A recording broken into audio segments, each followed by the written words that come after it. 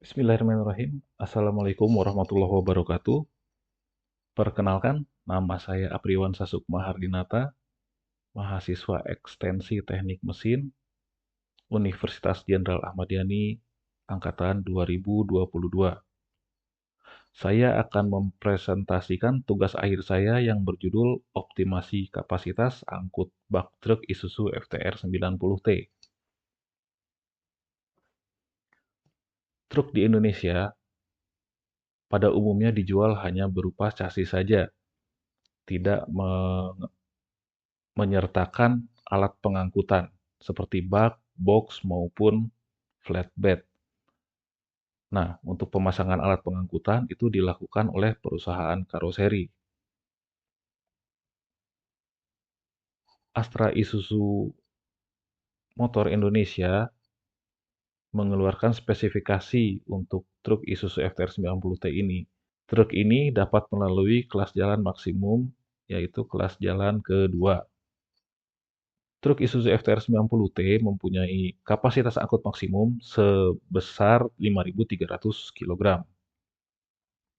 Dalam tugas akhir ini dapat dirumuskan masalahnya, antara lain bagaimana meningkatkan kapasitas angkut pada truk Isuzu FTR 90T, lalu berapa masa bak truk agar dapat optimal jika dipasang pada truk Isuzu FTR 90T, lalu material apa saja yang dapat digunakan untuk bak truk Isuzu FTR 90T agar dapat optimal dalam membawa muatan.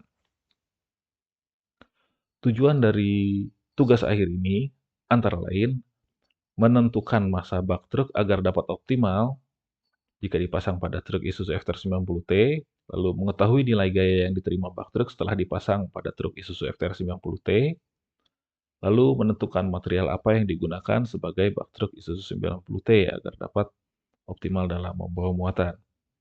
Batasan dari spesifikasi teknis truk Isuzu FTR 90T. Lalu kelas jalan yang dilalui adalah kelas jalan 2, di mana kelas jalan kedua ini memiliki batasan dimensi untuk kendaraan yang melewatinya, yaitu lebarnya maksimum adalah 2.500 mm, panjang maksimum 12.000 mm, tinggi maksimum 4.200 mm, dan muatan sumber terberat atau MST-nya 8.000 kg. Nah, MST ini adalah massa maksimum pada sumbu kendaraan terhadap jalan. Salah satu sumbu yang terberat saja yang diukur. Nah, untuk truk Isuzu FTR 90T termasuk ke dalam kategori konfigurasi sumbu 1.2 dengan jumlah berat yang diizinkan sampai dengan 16.000 kg, di mana tinggi maksimum dari bak bagian dalam adalah 800 mm dan jarak minimal antara kabin dengan bak adalah 150 mm. Nah, truk ini juga digunakan untuk angkutan barang curah. Nah, dalam tugas akhir ini, saya akan menentukan jenis dan jumlah bahan untuk bak truk Isuzu FTR 90T agar dapat optimal dalam meningkatkan kapasitas angkutnya.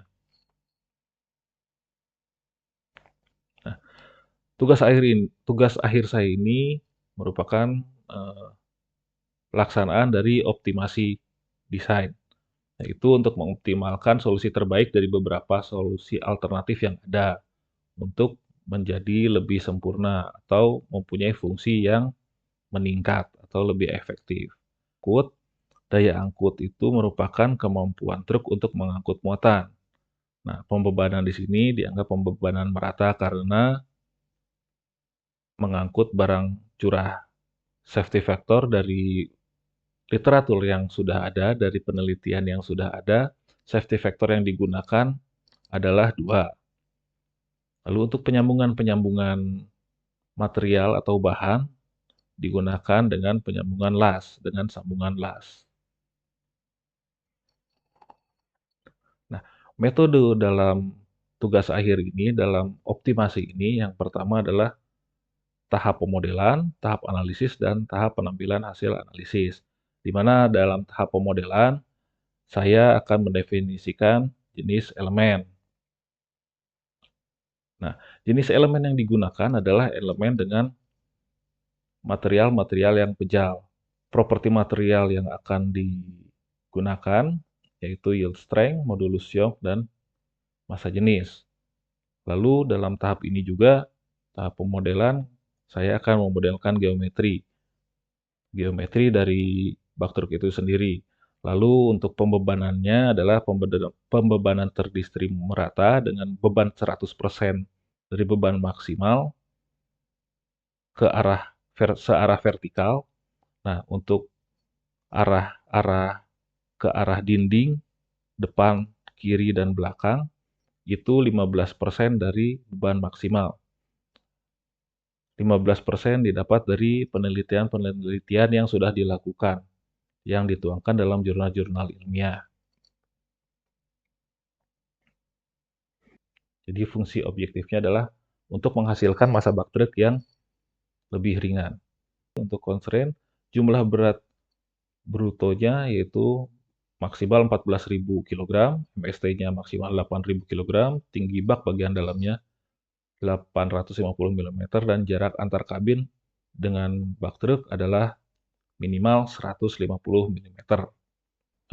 Untuk analisisnya menggunakan bantuan CAE, di mana saya menetapkan fix constraint-nya di bagian bawah sini. Dan pembebanannya seperti ini. Arah vertikal 100%, lalu arah horizontal ke arah dinding, dan dinding depan, kiri, kanan, dan belakang itu 15% dari beban maksimal. Saya memvariasikan 8 konfigurasi. 8 konfigurasi awal ini saya simulasikan dengan bantuan komputer aided engineering atau CAE. Nah, didapatkanlah hasil yang seperti ini, tegangan maksimum yang terjadi, lalu faktor keamanan yang diperoleh, dan dihitung pula beban angkut yang diperoleh. Simulasi awal itu ada 8 simulasi. Lalu dari 8 simulasi ini didapatkan hasil yang paling baik, kembali disimulasikan dengan menambahkan variasi, yaitu penambahan radius di antara dinding dan lantai. Radius minimum yang dihasilkan adalah 150 mm, radius maksimum yang dihasilkan yaitu 800 mm. Nah, hasil yang terbaik adalah hasil yang nomor 8, dengan bahan dinding dan lantai SPCC, lalu desain rangkanya UNP65, dan jumlah rangkanya 7, di mana tegangan maksimum yang terjadi adalah 49,0771, dan faktor keamanan yang didapatkan adalah 4,380862. Lalu untuk beban angkut yang diperoleh yaitu 5.533. Nah, ini disimulasikan lagi dengan percobaan ke-9 dan ke-10. Di percobaan 9, dihasilkan tegangan maksimum itu 116,92. Tetapi faktor keamanannya tidak dapat memenuhi, padahal untuk beban angkutnya dapat meningkat. Nah, di percobaan ke-10, dengan variasi radius 800 mm, tegangan yang dihasilkan itu di atas tegangan maksimum yang diizinkan. Jadi ini tidak memenuhi kriteria yang diinginkan.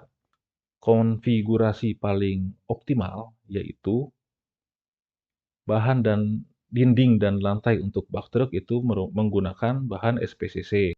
Lalu untuk bahan rangkanya menggunakan bahan rangka UNP65, jumlah rangkanya 7. Dari hasil simulasi didapatkan massa dari bak truk adalah 2.489,1 kg dan safety factor-nya 4,3807. Kapasitas angkutnya meningkat dari sebelumnya 5.300 menjadi 5.533 kg. Mungkin ke depannya dapat dilakukan penelitian kembali untuk mendapatkan hasil atau massa dari material yang lebih ringan tetapi memiliki harga yang lebih ekonomis. Demikian presentasi tugas akhir dari saya. Terima kasih. Wassalamualaikum warahmatullahi wabarakatuh.